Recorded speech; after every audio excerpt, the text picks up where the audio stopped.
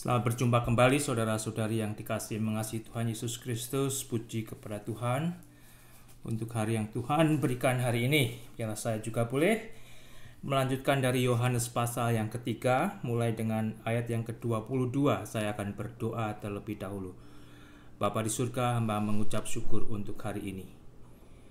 Biarlah Engkau juga boleh menolong setiap kami anak-anak-Mu, agar kami juga boleh mengucap syukur untuk hari yang Tuhan berikan. Penuhi kami dengan Roh Kudus-Mu Bapa, perbaharuilah hidup kami, bekerjalah di dalam hidup kami anak-anak-Mu, berkaryalah melalui kami anak-anak-Mu. Berkati waktu pembacaan firman-Mu, berikan berkat sorgawi-Mu Bapa, ampuni untuk segala dosa-dosa kami. Dalam nama Tuhan Yesus hamba boleh berdoa dan mengucap syukur. Amin. Yohanes pasal yang ketiga saya akan melanjutkan di ayat yang ke-22 ya. Langsung di ayat ke-22 dari Yohanes pasal ketiga berbunyi demikian. Sesudah itu Yesus pergi dengan murid-muridnya ke daerah Yudea, dan Yesus diam di sana bersama-sama mereka dan membaptis ya. Jadi setelah percakapan dengan Nikodemus selesai, kemudian Yesus pergi bersama murid-muridnya ke tanah Yudea dan diam di sana. Di situ juga Yesus melakukan pembaptisan. Ayat 23, akan tetapi Yohanes pun membaptis juga di Ainon dekat Salim, sebab di situ banyak air dan orang-orang datang ke situ untuk dibaptis. Jadi bukan hanya Yohanes Pembaptis yang sudah terlebih dahulu membaptis, sekarang mereka juga mendapatkan jikalau Yesus juga membaptis. Sebab pada waktu itu Yohanes belum dimasukkan ke dalam penjara. Pada akhirnya nanti Yohanes akan dipenjara. Ayat 25, maka timbullah perselisihan di antara murid-murid Yohanes dengan seorang Yahudi tentang penyucian. Di sini kita membaca terjadi perselisihan antara murid-murid Yohanes dengan seorang Yahudi tentang penyucian. Lalu mereka datang kepada Yohanes dan berkata kepadanya, Rabi, orang yang bersama dengan engkau di seberang sungai Yordan, dan yang tentang dia engkau telah memberi kesaksian, dia membaptis juga, dan semua orang pergi kepadanya. Ya, itu berbicara tentang Yesus. Ya. Jadi salah seorang ini berkata kepada Yohanes, Guru, ya, itu loh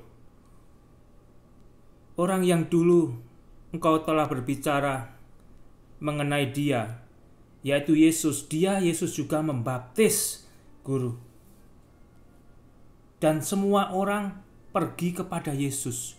Banyak orang pergi kepada Yesus. Bagaimana ini, Guru? Ya. Nanti kita kehilangan murid-murid. Nanti kita kehilangan orang yang mau datang kepadamu, Guru. Ya.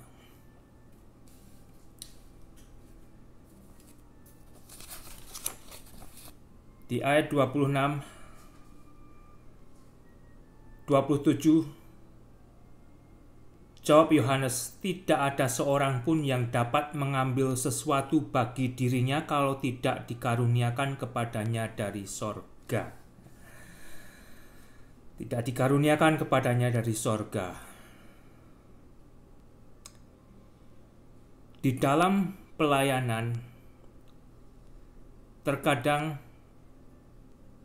ada hamba Tuhan, ada mereka yang melayani, merasa tersaingi dengan pelayanan dari gereja atau persekutuan yang lain. Dan kalau tidak hati-hati, saudara, hal tersebut bisa menjadi sesuatu yang negatif. Bisa menjadi sesuatu yang negatif karena melihat kalau gereja yang lain, kalau persekutuan yang lain itu kok bertumbuh, kok berkembang, kok lebih banyak, kok lebih rame daripada di mana Anda berada. sehingga bisa timbul pikiran negatif dan jahat. Hati-hati, karena baik Anda, baik mereka, dan gereja yang lain, tentunya gereja Tuhan sendiri, mereka sama-sama melayani Tuhan Yesus. Jadi hati-hati. Bukannya seharusnya kalau Anda sebagai pendeta, hamba Tuhan, orang Kristen, pelayan Kristen, melihat jemaat lain itu bertumbuh, berkembang, untuk memuliakan nama Tuhan, untuk mengajarkan, untuk memberitakan Yesus, untuk mengajarkan apa yang Yesus ajarkan, bukannya Anda seharusnya bersukacita. Tetapi itu tidak menjadi kasus bagi semua pendeta, tidak menjadi kasus bagi semua hamba Tuhan, orang Kristen. Ada sebagian yang merasa jadi iri hati, jadi kecil hati, dan memiliki pikiran negatif. Hati-hati saudara, hati-hati. Perhatikan yang dikatakan Yohanes tadi, tidak ada seorang pun yang dapat mengambil sesuatu bagi dirinya kalau tidak dikaruniakan kepadanya dari sorga. Jadi yakinlah sebagai hamba Tuhan, pendeta, orang Kristen yang melayani, lakukanlah pelayanan yang benar. Lakukanlah pelayanan yang benar dan yakinlah setiap jiwa, setiap orang, setiap pelayanan yang ada itu adalah pemberian dari sorga. Dan bersukacitalah terhadap orang lain yang sama-sama melayani Tuhan Yesus, bahkan lebih terberkati istilahnya ya, lebih diberkati. Mengucap syukurlah, karena dengan demikian Anda akan lebih bisa bersukacita, berbahagia, hidup melayani Tuhan Yesus. Ya. Jangan membawa pelayanan Anda dengan dibatasi sifat-sifat duniawi. Itu bisa terjadi karena kita masih hidup di dalam daging ini juga. Tetapi biarlah saat ini juga kita diingatkan, ya. Pelayanan saya, pelayanan saudara, jangan terpancing oleh emosi luar. Tetapi biarlah kita mengutamakan apa yang ada di dalam, yaitu untuk membangun rohani, ya, untuk membangkitkan semangat pelayanan kita yang sama-sama melayani Yesus. Yesus adalah pemimpin gereja, itu yang kita layani, itu yang mereka layani, itu yang gereja-gereja Tuhan yang lain juga layani. Hati-hati dengan kecemburuan di dalam dan di antara jemaat Tuhan. Hati-hati dengan persaingan di antara gereja Tuhan. Bersainglah dengan sehat, bersainglah dengan kudus. Karena sebenarnya Tuhan Yesus sendiri juga berkata, tuaian itu banyak sekali. Tuaian itu banyak sekali. Jadilah para penuai yang memang bekerja keras untuk ladang Tuhan. Tetapi jangan menuai dari gelombang, apa tuh? Jangan menuai dari akuarium sebelah, istilahnya begitu ya. Jangan memasang umpan agar jemaat gereja lain itu datang ke gereja Anda. Itu tidak boleh ya. Itu tidak boleh.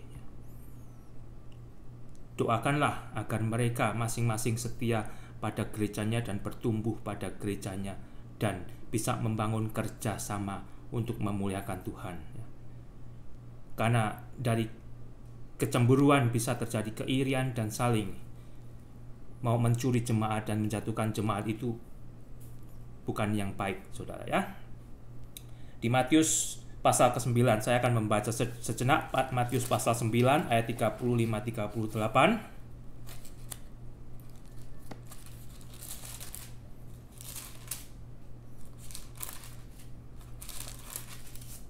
Mestinya saya siapkan dulu. Oke. Matius 9 35-38 berbunyi demikian. Demikianlah Yesus berkeliling ke semua kota dan desa. Yesus mengajar dalam rumah-rumah ibadat dan memberitakan Injil Kerajaan Surga serta melenyapkan segala penyakit dan kelemahan. Melihat orang banyak itu, tergeraklah hati Yesus oleh belas kasihan kepada mereka karena mereka lelah dan terlantar seperti domba yang tidak bergembala. Maka katanya kepada murid-muridnya, tuaian memang banyak, tetapi pekerja sedikit. Karena itu mintalah kepada Tuhan yang empunya tuaian supaya ia mengirimkan pekerja-pekerja untuk tuaian itu. Yang mau saya katakan sebenarnya, Alkitab mengatakan tuaian itu banyak di luar sana. Banyak jiwa-jiwa yang masih terhilang, banyak jiwa-jiwa yang tidak tergembalakan. Sehingga jangan cari orang di antara jemaat gereja lain, itu tidak boleh. Carilah jiwa yang masih terhilang, carilah jiwa yang belum tergembalakan. Nama Tuhan akan dipermuliakan. Ya. Jangan mengail di belumbang sebelah, ya. Jangan memasang perangkap agar jemaat lain pindah ke gereja Anda. Kalau ada yang pindah, biarlah itu kehendaknya sendiri, tidak ada ajakan dan bujukan Anda. 28 dari Yohanes pasal yang ketiga, saya akan lanjutkan. Kamu sendiri dapat memberi kesaksian bahwa aku telah berkata, aku bukan Mesias, tetapi aku diutus untuk mendahuluinya. Komplimen atau pujian terhadap pendeta, hamba Tuhan, mereka yang melayani, itu baik dan membangun.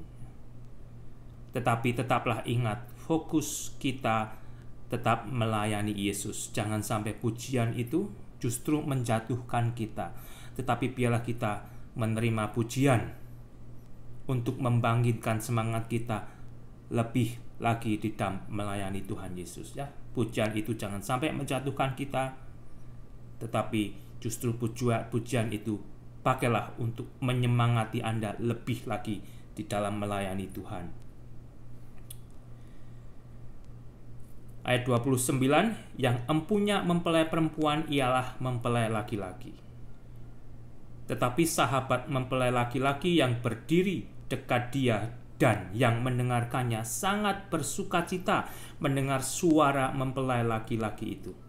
Itulah sukacitaku, dan sekarang sukacitaku itu penuh. Itulah Yohanes, sahabat dari mempelai laki-laki. Mempelai laki-laki itu ialah Yesus. Jemaat Tuhan adalah mempelai wanita. Yohanes begitu bersukacita mendengar apa yang dilakukan oleh Yesus. Sehingga bersukacitalah saudara, mengucap syukurlah kepada Tuhan terhadap pelayanan gereja yang lain, jemaat yang lain yang sama melayani Tuhan Yesus. Bersukacitalah karena mereka. Ayat 30, Yesus harus makin besar, tetapi aku harus makin kecil. Yesus harus makin besar, aku harus makin kecil. Tetapi tantangannya, ya, karena saya dan saudara masih hidup di dalam dunia, di dalam kemah atau daging yang sudah dikuasai oleh dosa ini, ya, hati-hati. Karena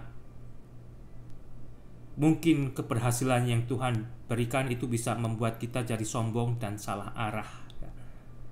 Kita tidak semakin kecil, kita tidak semakin membesarkan Tuhan, tetapi justru kita bisa semakin mengecilkan Tuhan dan membesarkan diri kita. Hati-hati saudara, ya. Tetapi di sini Yohanes berkata dan memberikan contoh, Yesus harus makin besar, tetapi Yohanes harus makin kecil. Biarlah Yesus makin besar di dalam pelayanan Anda dan diri Anda semakin kecil. Karena Anda tahu yang Anda layani adalah Tuhan Yesus yang telah melayakkan Anda. Anda tidak layak untuk melayani. Tanpa anugerah Tuhan, Anda tidak memiliki kelayakan untuk melayani Tuhan Yesus. Ya. Milikilah sifat seperti Yohanes sebagai orang Kristen, terlebih sebagai hamba Tuhan Kristen. Ayat 31, siapa yang datang dari atas adalah di atas semuanya. Siapa yang berasal dari bumi termasuk pada bumi dan berkata-kata dalam bahasa bumi. Siapa yang datang dari surga adalah di atas semuanya. Tentunya di sini Yohanes berbicara siapa yang datang dari surga itu adalah Yesus. Yesus telah datang dari sorga ke dunia. Yesus telah datang dari sorga ke dunia. Yesus yang memiliki semua pelayanan Kristen. Yesus yang memiliki semua gereja Kristen. Gereja Kristen adalah gereja yang dimiliki Kristus. Jadi marilah kita sama-sama memfokuskan pelayanan Kristen kita ke atas, ya, kepada Tuhan, bukan ke samping. Ya. Kalau Anda melihat ke samping, hati-hati, itu kembali Anda bisa bermasalah. Tetapi kalau Anda mengarahkan pelayanannya ke atas kepada Yesus, Anda akan berada di jalur, di track yang Yesus kehendaki. Ayat 32, Yesus memberi kesaksian tentang apa yang dilihatnya dan yang didengarnya, tetapi tak seorang pun yang menerima kesaksian Yesus. Di sini Yohanes menceritakan tentang apa yang dialami oleh Yesus. Ya. Siapa yang menerima kesaksian Yesus dan mengaku bahwa Allah adalah benar. Sebab siapa yang diutus Allah, dialah yang menyampaikan firman Allah. Karena Allah mengaruniakan rohnya dengan tidak terbatas. Ya. Meskipun banyak orang percaya dan menerima Yesus, lebih banyak lagi yang tidak percaya dan menerima Yesus. Bahkan banyak yang akhirnya memusuhi Yesus. Tetapi kalau Anda mengaku, jikalau Anda melayani Allah, menyembah kepada Allah, dan Allah itu benar, Anda akan bertemu dengan Allah di dalam Yesus. Karena Yesus itulah firman Allah. Yesus itulah Allah yang telah menjadi firman, turun ke dunia, menjelma di dalam rupa manusia. Itulah Yesus, saudara, yang telah datang dari sorga. Dan rohnya tidak terbatas. Pelayanan Yesus tidak bisa dibatasi oleh manusia. Ayat 35, Bapa mengasihi anak dan telah menyerahkan segala sesuatu kepadanya. Allah Bapa telah menyerahkan segala sesuatu kepada Allah Anak. Kalau Anda mau bertemu dengan Allah, Allah sudah menyatakan dirinya, memberikan dirinya di dalam Yesus yang Anda bisa temui. Di dalam Yesus, Anda akan mendapatkan jalan untuk bertemu dengan Allah. Anda sendiri, ya, yang menyembah dari atas gunung sampai di bawah gunung, di bawah terowongan, ya, sampai di ujung lembah kiri kanan, menyembah Allah, mencari Allah. Saudara, sebenarnya firman Allah sudah berkata di dalam Yesus engkau bisa menemukan Allah. Karena Yesus itulah anak Allah. Yesus itulah Allah yang menjadi penyelamat manusia, menjadi penyelamat Anda. Percayalah, ya. Jikalau Allah telah berbicara kepada Anda di dalam Yesus, dan di dalam Yesus ini Anda akan ketemu dengan Allah penyelamat. Barang siapa percaya kepada Anak, 36, ya, barang siapa percaya kepada Yesus. Kalau Anda percaya kepada Yesus, ia beroleh hidup yang kekal. Anda beroleh hidup yang kekal. Kalau Anda percaya kepada Yesus, Anda beroleh hidup yang kekal. Itu isi firman Allah. Anda boleh baca. Tetapi barang siapa tidak taat kepada Anak, tetapi barang siapa tidak taat kepada Yesus, tidak mau percaya kepada Yesus tentang siapa Yesus yang dikatakan oleh Alkitab, ia tidak akan melihat hidup. Anda tidak akan melihat hidup. Sebaik-baiknya Anda, sedermawannya Anda, karena Anda hanya memakai ukuran manusia, Anda tidak akan mendapatkan kehidupan kekal. Melainkan apa? Melainkan murka Allah tetap ada di atasnya. Murka Allah tetap ada di atas Anda. Karena sebelum percaya kepada Yesus, Anda sudah dimurkai oleh Allah. Tinggal dihukum aja. Hukuman itu belum dijatuhkan kepada Anda, tetapi Anda sudah dimurkai karena dosa Anda. Dosa itu yang memisahkan Anda dengan Allah. Dan dosa itu yang membuat Anda tidak bisa bersekutu bersama-sama dengan Allah. Tetapi dosa itu bisa diampuni oleh Allah di dalam Yesus Kristus. Dan jikalau Anda percaya kepada Yesus tentang siapa Yesus menurut Alkitab, Dialah anak Allah, Dialah Allah keselamatan. Alkitab berkata, Anda akan diberi hidup kekal. Tuhan Yesus memberkati.